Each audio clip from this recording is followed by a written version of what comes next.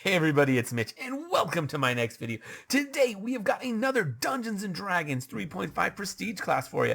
And today, from the Complete Warrior, we have the Order of the Bow Initiate. And yeah, there's a weird marker in there. That's been there for over a decade now, since one of my friends put that there. If you're out there, Dustin, sup? Let me know in the comments if you actually watch these still.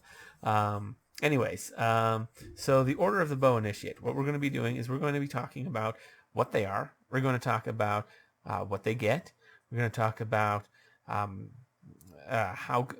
what they are, how to get in, what they get, and then how good they are and how to use them in the build. There we go. I knew something was off. Anyways, let's get into it. So the Order of the Bow Initiate, well, they are a prestige class that is all about ranged.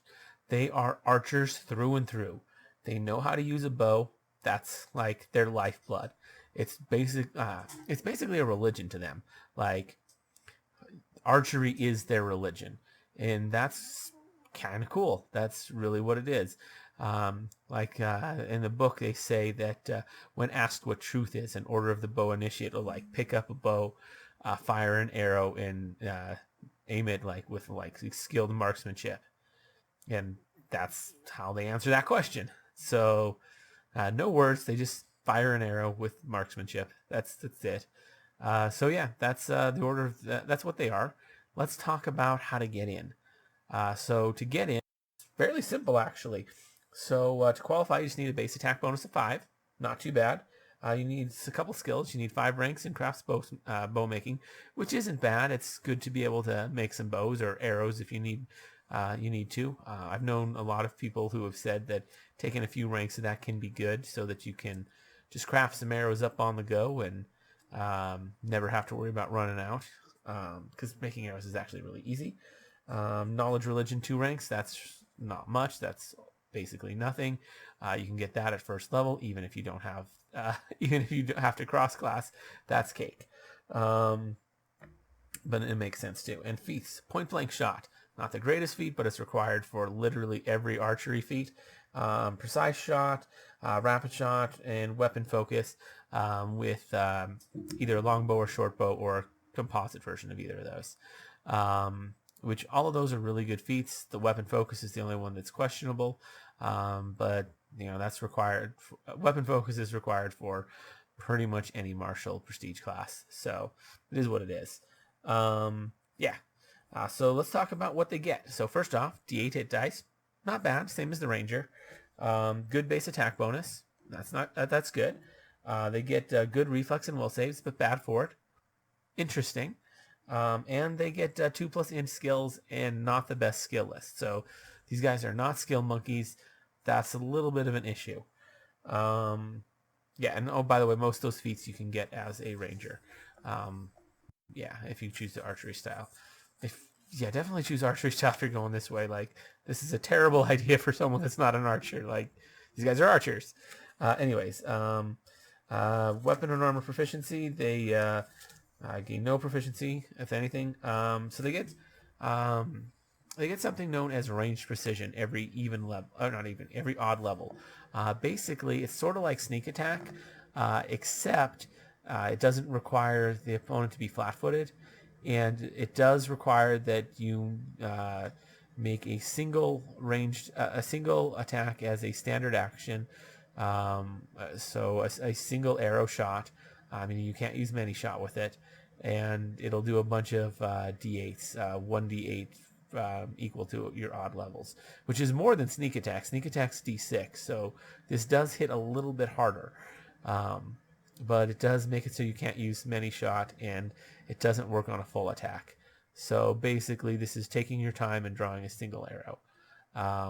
Can be good, definitely better if your opponent has, high, not armor class. High armor class actually does help, because many shot does take a little bit of a penalty, but more so high DR.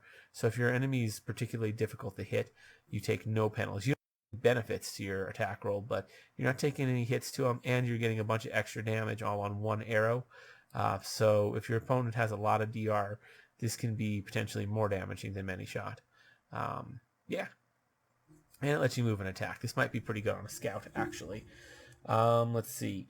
You also at second level get close combat shot, which is nice. It makes it so that you can't get, you don't take attacks of opportunity firing a ranged weapon into melee, which is nice.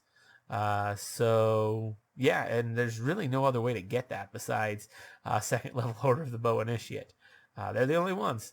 There's some ways to get similar stuff with like spells, but those are rounds per level. I guess you could persist them with like an incantrix, but this is really the only way to like just have that all the time. Just have it work always, especially since this is an extraordinary ability. Yeah, just always will work. You get greater weapon focus at 4th level. That's not bad. Pretty decent feat. Extra point of damage. Not point of damage. Extra +1 to attack. Not bad. Especially if you're not going in the fighter route. Normally only fighters can take that feat, but hey, you get it. So cool.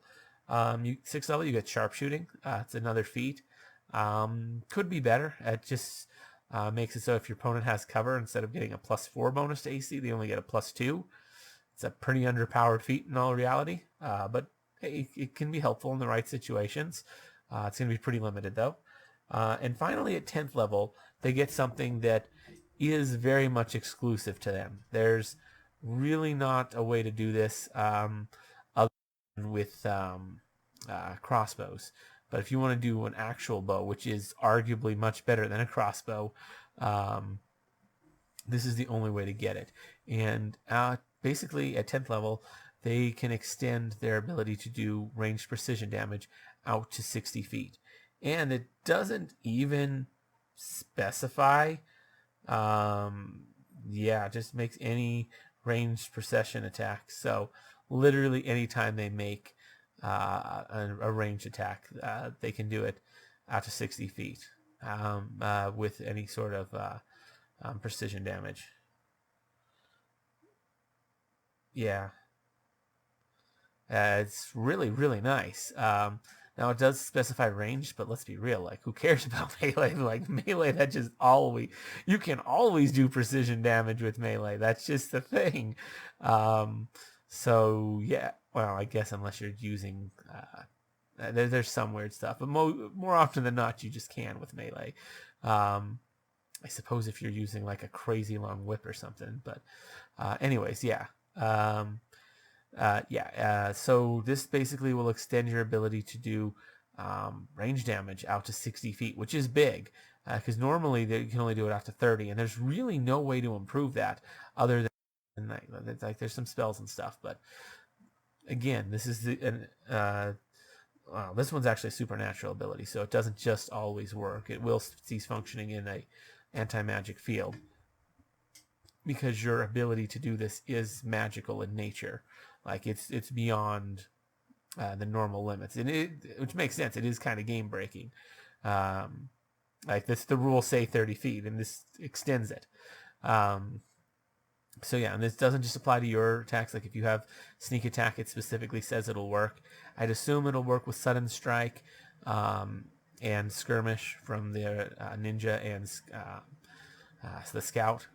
It doesn't specify them, but those things did not exist when this was printed. So I'd say that's probably why it doesn't specify them, because they weren't written yet. And it's not like they were gonna, write that into the scout and the ninja that, oh yeah, this will work with extended precision when the Order of the Bow Initiate. Like, no, they're not going to do that. So I would say, yeah, this would probably apply to just about any sort of precision damage, which is really nice. It helps you like just snipe at a distance and stuff. So if you want to be a sniper, this is kind of the way to go. Oh yeah, that's really all this class gets, is what I just listed. But some of it's good, particularly close combat shot. It's really the only way to get it, and that's good to be able to fire in melee combat and not have to worry about it. It's kind of an issue for archers. If someone gets up into melee range, what do? Well, with this, you can just keep firing with your bow. Now, extended precision, that's again something Yeah, you don't.